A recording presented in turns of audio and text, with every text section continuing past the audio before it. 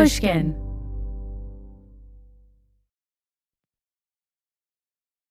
This series includes content that may not be suitable for all listeners. Listener discretion is advised. Previously on Valley of Shadows. He said that he received information that Ingalls was a dirty cop, and he assisted Tom with his meth sales and his meth labs. And the relationship was that they had their own little enterprise out there in Parablossom, and it was narcotic sales, manufacturing, and illegal firearm distribution. So we rolled out with 23 different search warrant teams, DEA, FBI, SWAT, and then simultaneously hit these doors across the valley. We took down 5 out of 6 cells that nobody else could. These are names that I knew for 15 years that nobody could get to jail. And we took them all to jail federally.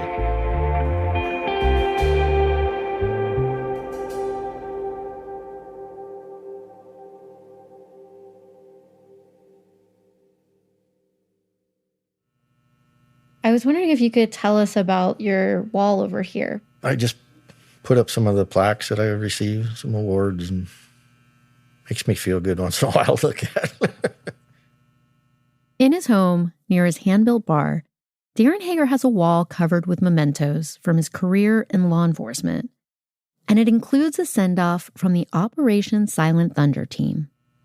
It's like a going-away present, so your whole group that you worked with would sign it as a farewell. Operation Silent Thunder completes one of the biggest drug busts in the Antelope Valley, and then disbands in 2001. But not without a little fanfare. Hager and his task force buddies receive nearly a dozen awards for their work. That's an award I got from the mayor of Los Angeles. This is DEA flew us back to Washington, D.C. to receive the administrator award. It's the second highest award. But nothing from the sheriff's department. The LASD doesn't share in the accolades. One of Hager's superiors even orders him not to attend the DEA award ceremony. He goes, Darren, I'm telling you, I'm giving you a direct order, you're not going. I go, Chief, do what you want. You can come arrest me in D.C., I'm going to that. There's a photo of Hager at the ceremony, but his facial expression doesn't match the occasion. His eyes are fiery and ringed with dark circles. I mean, it is a very intense look that you have on your face. I'm not happy in any of these pictures. I knew it was coming down the pipe. After Silent Thunder wraps, Hager hears through the rumor mill that his days at the LASD are numbered. When he eventually gets his walking papers, Hager's shattered. In my heart, I know I didn't do anything wrong to be fired. Dismantled the way they did on purpose. Homicide Detective Larry Brandenburg calls his old pal as soon as he hears the news. He goes, I'm coming right over. And I go, if I'm still around, knock yourself out. He goes, don't you do anything stupid. I'll be right there. He came hauling ass up. And we just sat here and had some chocolate milk and talked. Brandenburg shows up for Hager in his moment of crisis, because he understands what it's like to have your reputation smeared by the department. How did your friendship with Brandenburg kind of evolve after you were terminated? We became closer, the families got together, and then we got in the buffalo business and all that. This is when Hager turns cowboy and starts a buffalo farm with Brandenburg. They've got their work cut out for them, though, because buffalo do not like to be herded. They're unwieldy, and they stand their ground. Buffalo don't have the flight like cattle have. Oh, say more. They'll rather stand and fight than run, and they win. Buffalo are unique in that they don't run from a storm. Some even run towards it, straight into it. And in a sense, Hager isn't much different. He never shied away from the Aujay case, and he's not about to turn tail now. I go, I don't know what to do, Larry. He goes, oh, no, you'll get it back. You know, you got to fight it, do all this stuff. And I'm like, I'm going to fight it. No doubt about it. But good Lord, I'm scared. Hager steels himself, rears back, and rushes headfirst into a legal shitstorm. He sues the sheriff's department over his firing. We did our job, and we did it right, and we did it honestly. But the sheriff's department is covering up the corruption, and that's why they did it. Hager versus the LA County Sheriff's Department will take nearly a decade to resolve. And in the process, the lawsuit drags the LASD's dirty laundry out into open court. We track down the court filings and go through a mass of internal LASD documents and recordings to get to the bottom of why Hager was fired, and to find out what was really going on at the Sheriff's Department during the Jon Aujay investigation. I'm Betsy Shepard. I'm Hayley Fox. And this is Valley of Shadows.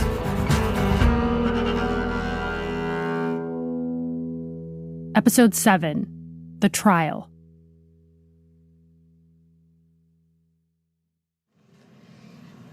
So they won't even give you the whole case file anymore. The paper case file, you have to go on the computers, and it's all digitized, and you kind of just got to click through that way. Got it. Second floor.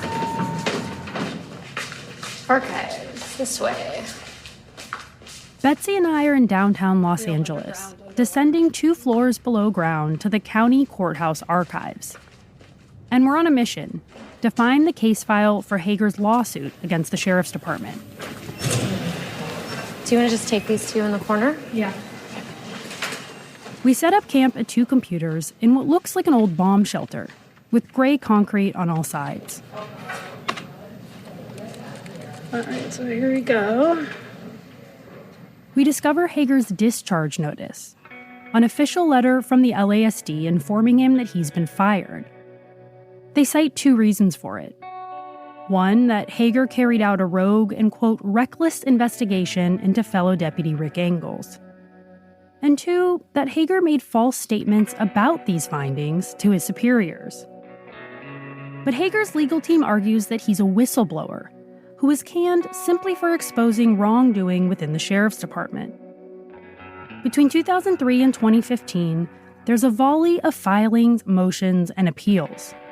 But the outcome of Hager's lawsuit against the sheriff's department is eye-opening. Oh yeah, see, this is... Holy moly, look at all of those documents. So we should just take up residence here. Oh, for sure. We're just going to have to, read through all these things.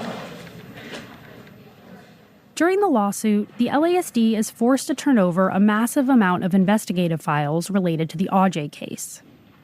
Hager's legal team uses this as evidence during the trial, and that makes them public records. Do you know what the most beautiful word in the English language is? No way. Tape. Tape. Look at all those tapes. I know.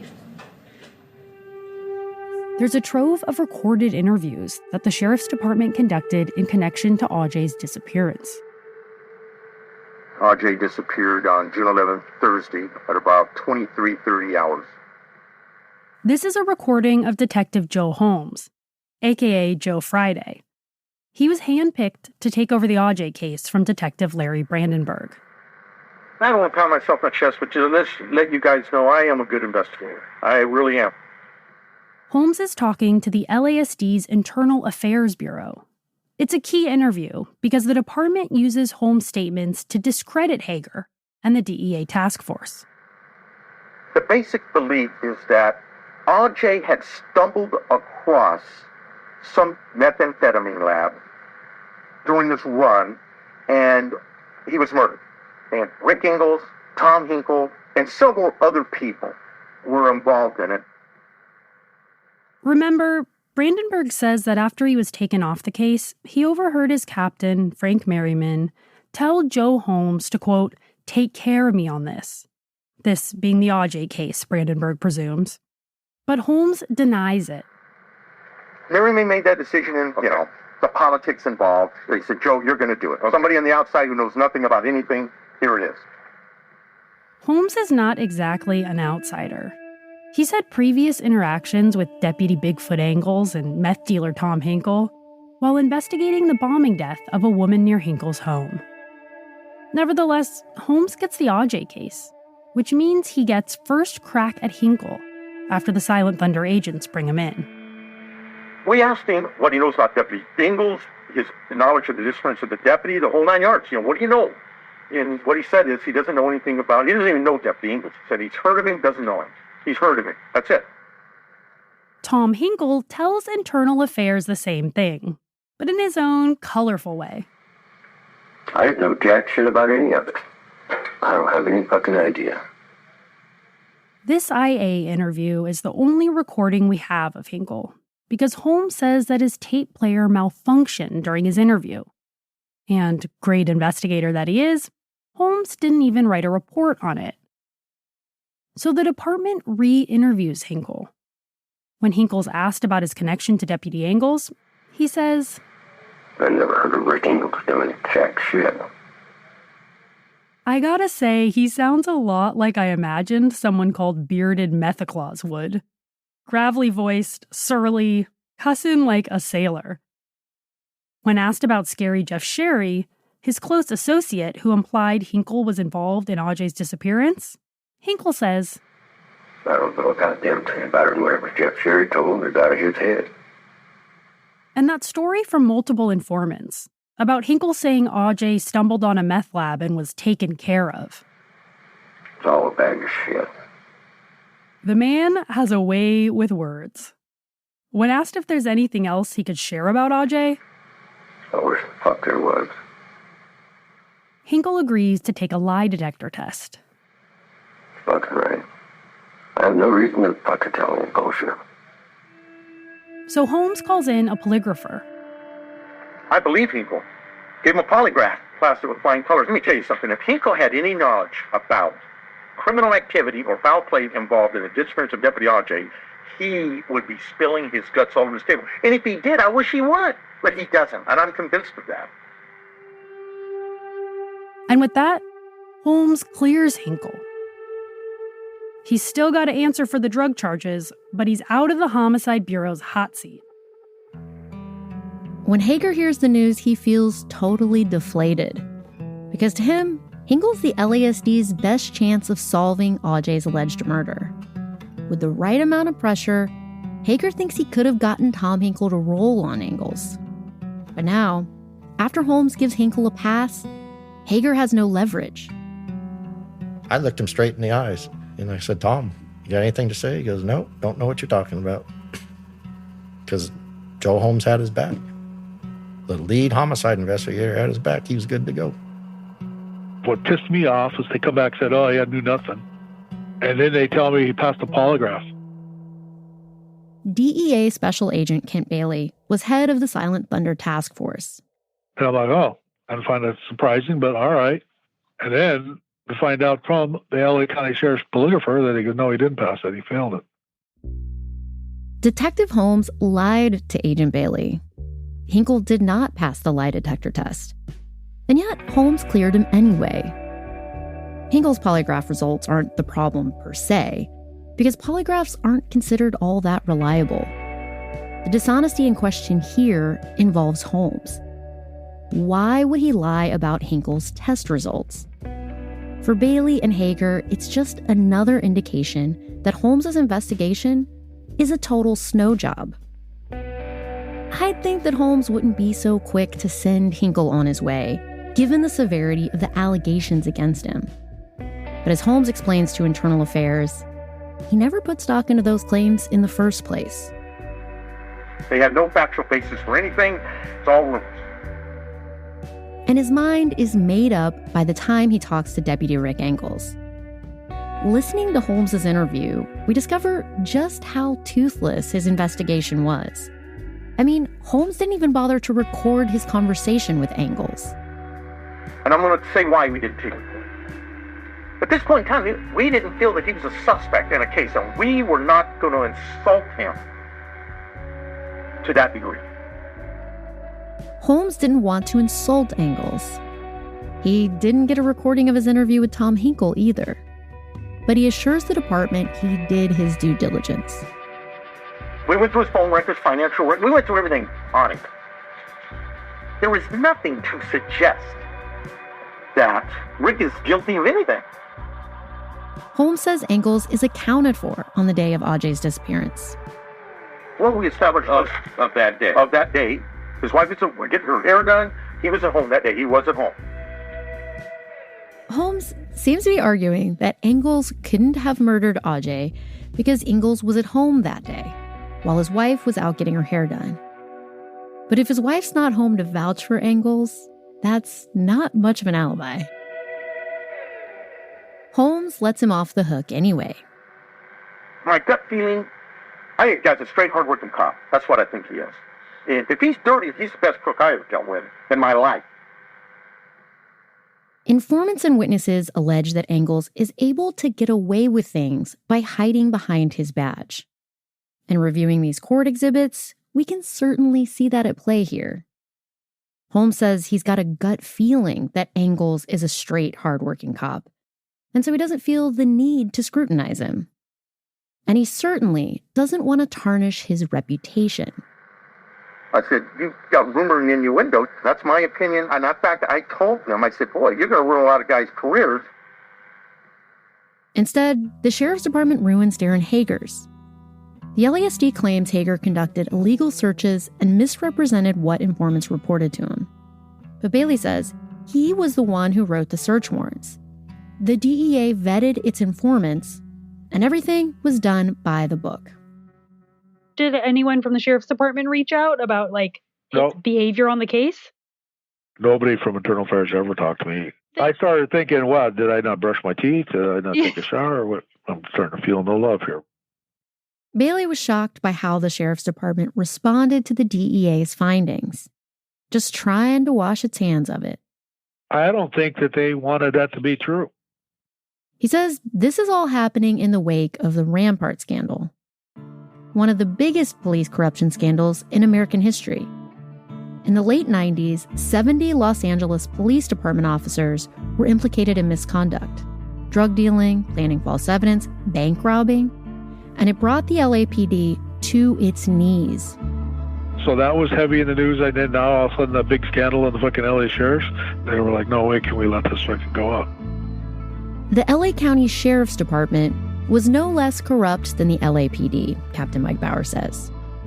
They were just better at hiding their secrets. We were in competition to see who could be more corrupt than the other.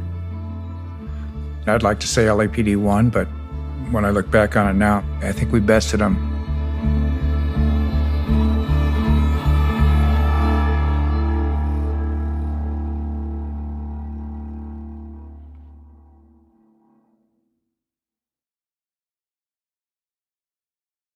I've reported on the LA County Sheriff's Department for years, and the type of cover-up that Hager and his legal team allege in their lawsuit isn't unprecedented. The department has a long history of corruption, and that history can offer some insight into the way the department handled the Aujay case. So we're going to try to understand Hager's lawsuit within the broader context of the LASD's legal troubles. A stinging rebuke today for the Los Angeles Sheriff's Department. A long investigation into drug money skimming culminated today in more than a dozen criminal indictments.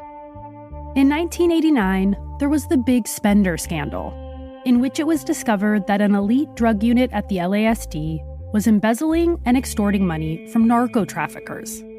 The deputies skimmed large amounts of seized drug money before turning it into the department. Then they allegedly divided it among themselves and bought boats, swimming pools, vacation homes, and helicopter lessons. Hence the name Big Spender. They discovered cash walled up behind deputies' drywall in their houses. And they found scores of deputies involved in this. Retired Captain Mike Bauer was stunned by his colleagues' behavior. The scandal was exposed by then-Sheriff Sherman Block, who invited the feds in to help investigate the dirty deputies. Sherman Block is the sheriff of Los Angeles County. I think we had individuals who succumbed to temptation. I just can't accept that. The philosophy of Block and Big Spender was, if we did something wrong, we're going to admit it and we're going to make it right. We're not going to hide it. But Sherman Block died in 1998, the same year Aujay disappeared. And there was a new sheriff in town, the notorious Lee Baca. Under him, Bauer says, the LASD's philosophy changed to protect the department above all else. If the inside people are making political decisions and not professional law enforcement decisions, you get favoritism and you get corruption. Baca was the Los Angeles County Sheriff from 1998 until 2014, when he was pushed out and later jailed on federal corruption charges. Former LA County Sheriff Lee Baca is now a convicted criminal. Baca convicted on 3 federal charges: obstruction of justice, conspiracy to obstruct justice, and making false statements or lying. Baca and 9 of his deputies were sent to prison for their role in interfering with a federal investigation into LASD civil rights abuses. Baca was found guilty of witness tampering and threatening an FBI agent. But that was just a fraction of the misconduct under Baca. His reign saw the growing terror of deputy gangs. There's a different kind of gang problem in Los Angeles County. The people meant to serve and protect a population of more than 9 million people, allegedly part of powerful gangs going back decades. These groups form within individual sheriff stations.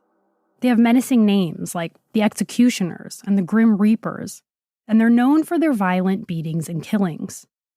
In other words, they're gangs that operate under the cover of the sheriff's department. Now, if you rat out the gang, you're not backing the blue. You're supposed to back the blue under any circumstance, like unconstitutional policing, fabricating evidence, falsifying search warrants, using excessive and unnecessary force, and then covering it up. According to the Office of the Inspector General, crimes committed by deputy gangs have cost the county more than $54 million in settlement payouts. One of those lawsuits was filed against members of the Linwood Vikings, which included none other than Deputy Joe Holmes. It accuses Holmes and company of being in a neo-Nazi deputy gang and committing acts of racial violence. It also accuses the department of helping to conceal their misconduct. So when you see somebody like Holmes handling somebody like Aujay, a missing deputy, and allegations of corruption by deputies in Antelope Valley, well, you have to say, well, why was it the Linwood Viking that got this case? Bauer has a theory that the department handpicked Holmes for the Aujay case because he owed him one. What Joe Holmes did, he did not do on his own. And Bauer thinks that's why the Aujay case shook out like it did, because the department had a lot of dirt on a lot of people. And that meant they were loyal to the LASD's cause: self-preservation. Operation Silent Thunder documented allegations against Rick Engels, of course. But it also kicked up dirt on a number of other deputies. One guy was said to be a patched and active member of the Vagos biker gang. Another sold guns to the bikers. And when one deputy's home was raided, the task force discovered a counterfeit money operation. Bailey was there at the search and discovered something even more disturbing in the process. It was a toy baby that was, I recall, painted black, hung at a hangman's noose from the ceiling, and then right behind it on the chest drawer was his class photo of the LA Sheriff's Department. Jesus. It's really, like, very near unbelievable. I mean, like, when you see all this and then you guys turn this information over to the Sheriff's Department, or what happens next?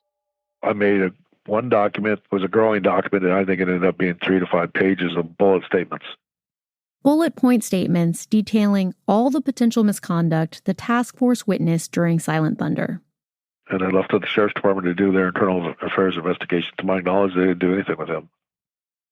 Bailey says that LASD Internal Affairs never contacted him about the disturbing noose effigy or any of the other misconduct he handed over to them. But some Antelope Valley deputies had gotten word of Silent Thunder, and they try to get in front of any possible accusations by preemptively filing complaints against Darren Hager. The group includes 6 deputies and is led by Rick Angles. They say Hager has it out for them and is acting out of turn as an internal affairs investigator. Yeah, we weren't investigating deputies, but it's in your lap. You know, if I catch a deputy doing something bad, I can't just say, oh, don't worry about it. You know, they're not above the law. But in this case, everybody was above the law except for Darren Hager. Instead of going after Rick Angles and his cohort, the department goes after Hager. He admits his record isn't sterling. Am I an angel? Absolutely not. I've done a lot of things wrong. But all these criminal allegations they threw against us, this is all stupid. Absolutely. If they were that bad, why wasn't I prosecuted? Why did they wait till the court case? In the early 90s, the LA Sheriff's Department was trying to put a lid on use of force incidents among its deputies. They came out with a list of 100 guys that was costing the county too much money on lawsuits and things like that. Hager was on that list. He says it's because he had a high arrest record, that he used force when needed, and that ultimately the department ruled he was justified in doing so. The use of force, it starts with protection of yourself. You don't have time to think. You do what you got to do. You do what you're trained to do, and you take them to jail. The department brought up other things from Hager's past. Allegations of drinking and driving, and that he injured a man while intoxicated. Hager says that yes, he did have a drinking problem, and did accidentally run over a guy's foot while leaving a bar. Jack Daniels and I became really close friends. And it got me in a lot of trouble, made me embarrassed. And there was an accusation by an ex-girlfriend, who also worked at the LASD, that Hager sexually harassed and physically assaulted her. She filed a civil suit against Hager and the department, which was ultimately settled out of court. Hager denies the incidents alleged by his ex-girlfriend. If they did happen, those would be fireable offenses in my book. So would excessive force incidents. But the department never went after Hager for those things. They went after him for documenting misconduct by his fellow officers. I had too much information. They had to get rid of the messenger. From the start, the LASD is clear on who they're targeting. Now, anything we talk about here, you're not to tell Hager. Okay? This is a lead investigator for the department's Internal Criminal Investigation Bureau, and he's talking to Hager's main informant, Keith, the catalyst for the whole Silent Thunder task force. And let me tell you who we work for. We work for the sheriff directly. Okay? I work for the man himself. I can step on Hager like a little cockroach. I can step on Hager like a little cockroach, he tells Keith. We don't know if this LASD official was trying to intimidate the witness, but if I was Keith and I saw the department going after one of its own guys, I'd stay as far away from the situation as possible. Because working as an informant is incredibly dangerous, especially without full backing from the department. The LASD says Hager presented a false theory of what happened to Aujay because some of his informants later recanted their stories. But how many informants are going to stay the course after the department makes it clear they've got Hager in their crosshairs? It should shock the system. In their own letter saying we were proposing you for termination because you presented a false theory to LA Sheriff's Management. Are you freaking kidding me? Special Agent Kent Bailey. It's just like, what do you talk about their theories until you collect the evidence to confirm or deny? You know what? I'd argue Joe Holmes' theory is fucking false. This is what Hager argues. And after fighting 7 long years to prove his case, he finally gets his day in court. And he finally gets some answers from the person at the epicenter of the Aujay case, Resident Deputy Rick Angles. When trial day comes, Angles will be dragged out of the shadows and into the fluorescent lights of the courtroom, where he'll be ordered to take the stand.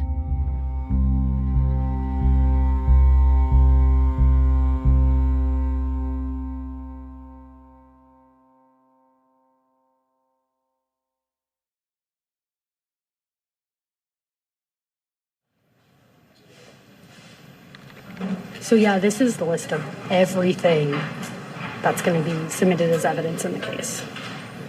489 exhibits.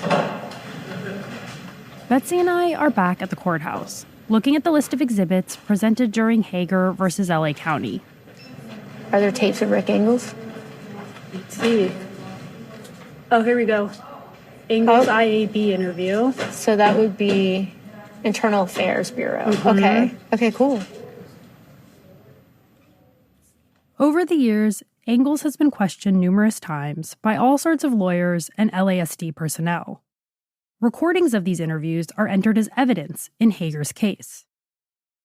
In the lead-up to his trial, Darren Hager and his lawyer review these tapes and find plenty of inconsistencies between the LASD's claims and the testimony of Deputy Rick Engels.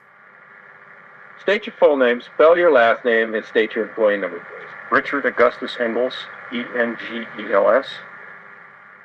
This is an internal affairs interview with Engels, in which they ask about his irregular behavior in another Pear Blossom case. Back on September 12, 2001, you got signed a call of a vehicle fire in the Angeles forest. Do you remember that? Yes, I do. Okay. This car that was on fire? Turns out it was Rodney Katzif's, that unofficial investigator who helped connect Hager with a key witness, and then suddenly went missing.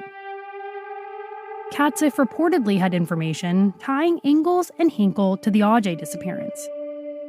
But before he gets a chance to share these details with Hager, his car is found burned out and abandoned. Well, it happened in Rick Engels' jurisdiction.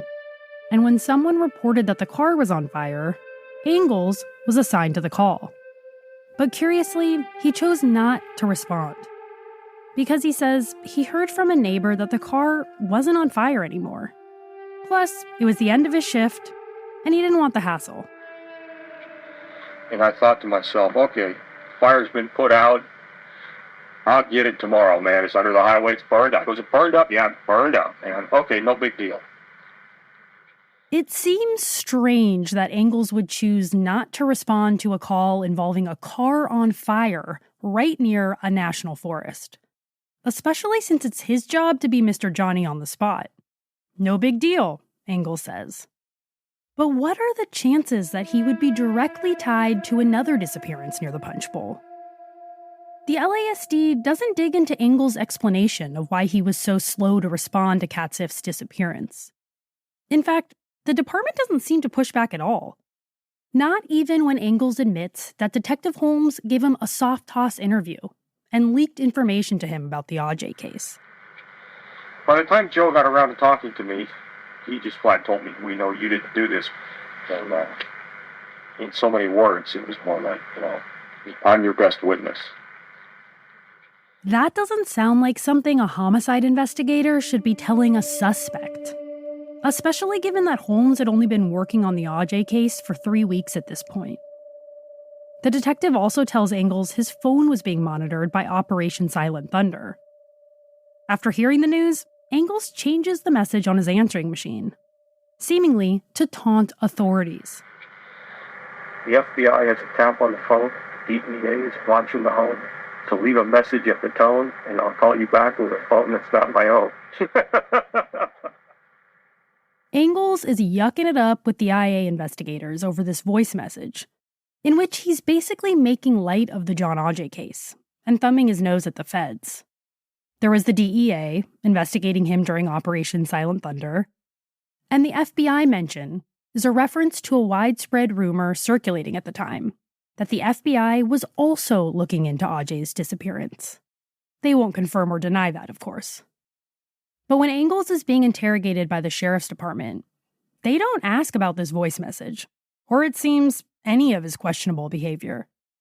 Because their internal affairs investigation is pretty much a gimme. Hager's attorney, on the other hand, a guy named Rick Love, takes a much harder line of questioning during the trial. The attorneys make their opening statements on September 13th, 2011. About 8 long years after Hager first filed a lawsuit against the department. His lawyer, Rick Love, argues that Hager was fired as payback for exposing wrongdoing. The department says the wrongdoing was fabricated by Hager. But Hager's got evidence to back up his claims, which Love wheels into the courtroom. I think we have 17 file boxes every day in court. And he hired a moving company every day to move them back and forth. Over the 2-week trial, Love calls dozens of witnesses to the stand. So Brandenburg was a witness. Yep. We see some informants on here. Get Kent Bailey from the DEA, various staff from the Sheriff's Department, Joe Holmes. Mm-hmm. The mother lode. Okay, so Rick Engels was called to testify for 6 hours, and then there were 2 hours of cross-examination.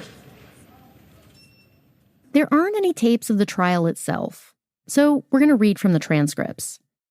Hayley will be reading the questions asked by Hager's attorney, Rick Love, and I'll read the part of Deputy Rick Engels. Yes, we know there are a lot of Ricks in this show, but we're going to do our best to help you keep them straight. You were familiar with the trails and terrain around Devil's Punchbowl, right? Yes. And didn't you think that your expertise would be useful in a search for a missing deputy? At this point, the county attorney objects, shutting down Love's line of questioning. The defense tells the jury, we're not here to try to solve the mystery of why the deputy was disappearing. Nobody knows. The evidence has shown what happened to him. He may have committed suicide.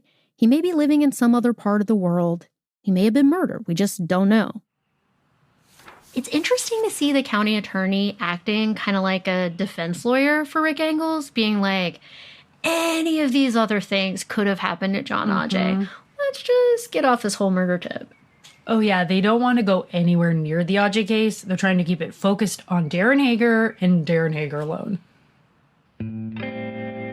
But the Aujay case comes up again and again, because what this trial is ultimately about is whether Hager should have been pursuing the informant's claims about Deputy Engels. Remember, Detective Joe Holmes says that Engels had an alibi for when Aujay disappeared. He says Engels was at home while his wife was at the beauty salon. It's a detail that Hager's attorney questions Engels about. Did you tell Detective Holmes that your wife had a beauty shop appointment on June 11th, 1998? No, my wife never goes to the beauty shop. She's uglier than a mud fence. What is wrong with this man? Who says that? Nobody says that. I've never heard that saying before in my life. It's his, like, folksy way of dunking on his wife. Dude. Why you gotta bring his wife into it? I mean... What's even more confusing, though, is that he's doing something that's so obviously against his own self-interest. Yeah, he's undermining what Holmes said when Holmes was trying to give him an alibi.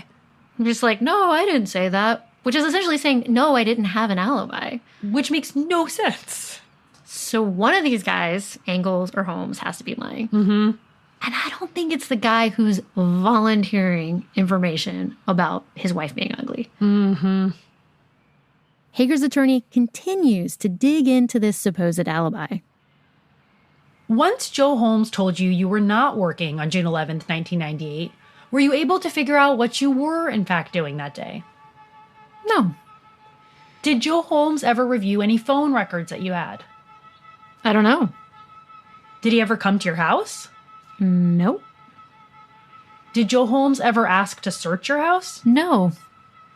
Did he ever ask to review your phone records? Nope. Did you tell Joe Holmes that you were home on June 11th, 1998? I don't remember what I was doing then. It's very strange to me that 12 years after Aujay's disappearance, Engels still doesn't know what he was doing that day. Mm-hmm. I mean, thought experiment. You're accused of murdering someone on a certain day. You'd figure out what you were doing then, right? Yeah, you would rack your brain and go through your receipts and try and put together some sort of timeline of where you were. And Engels is just like, I don't know. It's almost like he's bragging about how little effort the sheriff's department put into their investigation. But Hager's attorney doesn't let Engels off so easily. He tees up Engels for his coup de grace. He presses him about why the sheriff's department dismissed information from numerous informants. Counsel asked you about this tweaker talk. It's not different than any other social group, is it? Where people get together and talk about things? It's very different. And it's different because they're criminals? No. Because they do drugs. They do drugs, they steal.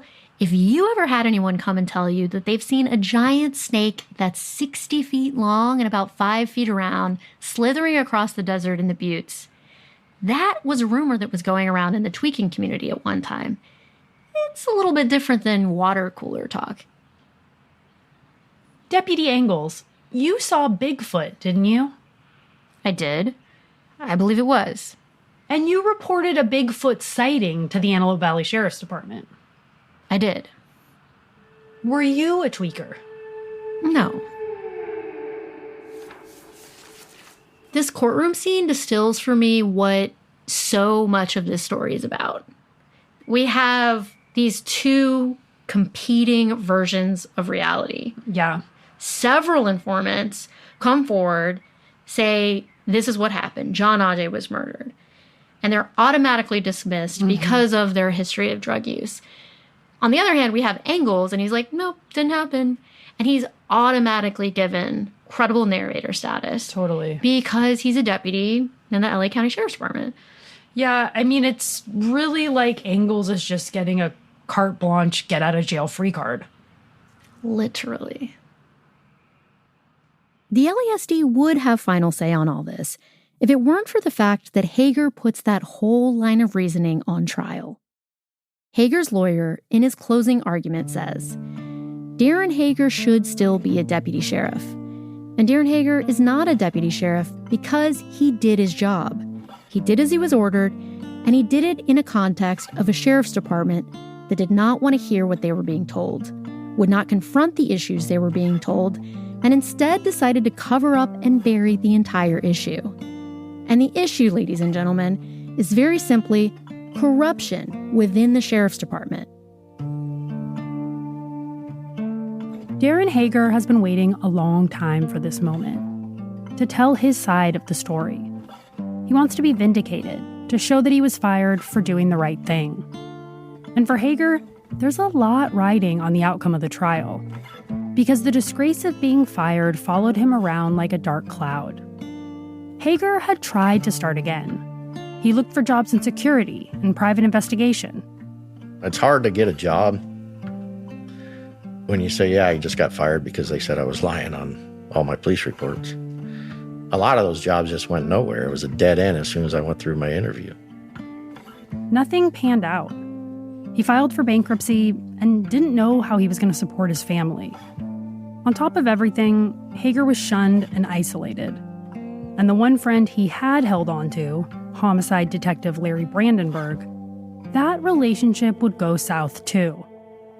Him and I went into the Buffalo business together, and that you never do business with friends. The two argued over finances and workloads, and ultimately had a falling out that led to the dissolution of the company.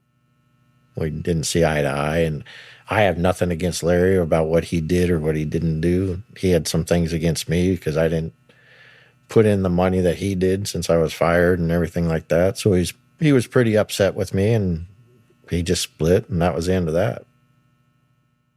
After years of emotional turmoil and being put through the legal ringer, Hager is ready to put this chapter of life behind him. So he had to start from step one, and that's what I did. In the same time as fighting the case in court for years and years and years. And now the time has finally come for the case to be decided. After 2 days of deliberation, the jury files back into the courtroom. Hager and his lawyer, Rick Love, brace for their judgment. I remember when the jury read the verdict. Rick gives me a big hug and everything, and he goes, "Congratulations." Hager wins his suit, and the court awards him $4.5 million in damages. The one guy, the foreman, he goes, "I hope this will help you get your life back in order." And I go, "Thank you for seeing our side of the story." And Rick and I went out and had one beer after the court. And then that was it. And I went back to the hotel. I called my ex-wife to tell her I think my son's going to be all right. That's all I remember. I left it at that. The County of LA later appeals the court's decision, and Hager's payout is cut in half. The money he does get quickly dissipates between lawyer fees and living expenses. But Hager says it was never about the money. He accomplished what he set out to do, to prove that he was fired for doing his job. A job that towards the end included putting away some of the Antelope Valley's heavy-hitting meth suppliers. Tom Hinkle was charged with conspiracy to distribute methamphetamine and was sentenced to almost 5 years in prison. And then there was outlaw biker Big Rick, the guy who allegedly bragged about killing Aujay in the Punchbowl and then showed a woman where the deputy had been buried. Big Rick was charged with conspiracy to manufacture and distribute meth and sentenced to 11 years in prison.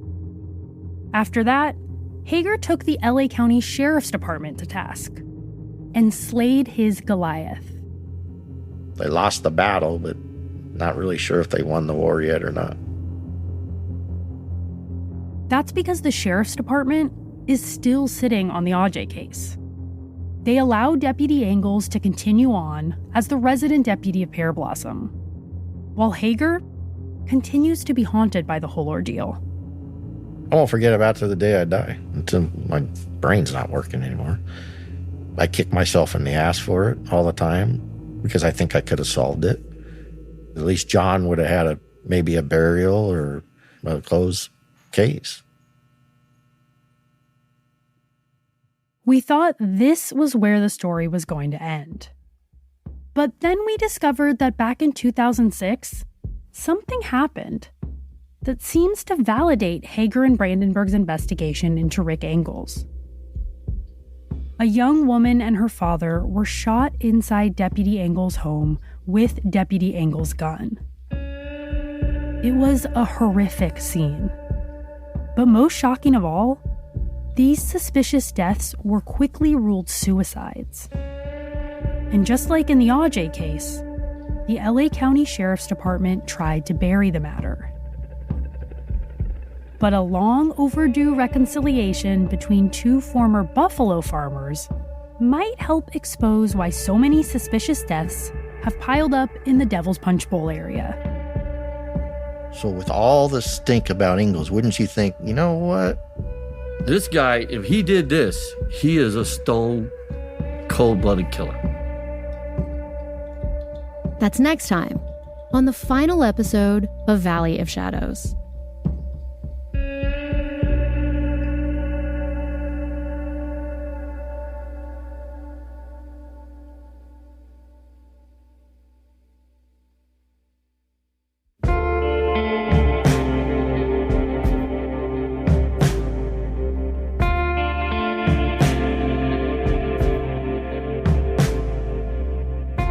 If you have any information or tips related to the disappearance of Jon Aujay, please call 213-262-9889 or email shadows@pushkin.fm. Valley of Shadows is reported, written, and produced by us, Haley Fox and Betsy Shepard. Our editor is Diane Hodson. Our executive producers are Jacob Smith and Alexandra Garreton. Original music by Jake Gorski, Ray Lynch, Mike Jersich, and Hayden Gardner. Sound design by Jake Gorski. Fact-checking by Annika Robbins. Additional production support by Sonia Gerwit. And our show art was designed by Sean Carney and Betsy Shepard. Special thanks to Nick White for show art photography. Valley of Shadows is a production of Pushkin Industries. To find more Pushkin podcasts, listen on the iHeartRadio app, Apple Podcasts, or wherever you listen to podcasts. From Type 2 Fun, we're Haley and Betsy. See you next week.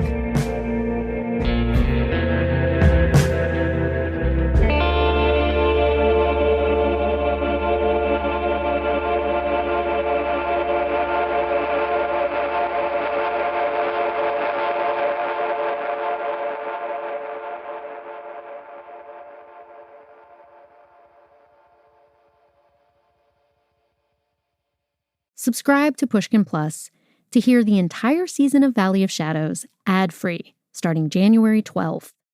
You'll also get bonus episodes, full audiobooks, and early ad-free listening from your favorite Pushkin hosts and authors. Find Pushkin Plus on the Valley of Shadows show page, on Apple Podcasts, or at pushkin.fm/plus. Thanks for your support.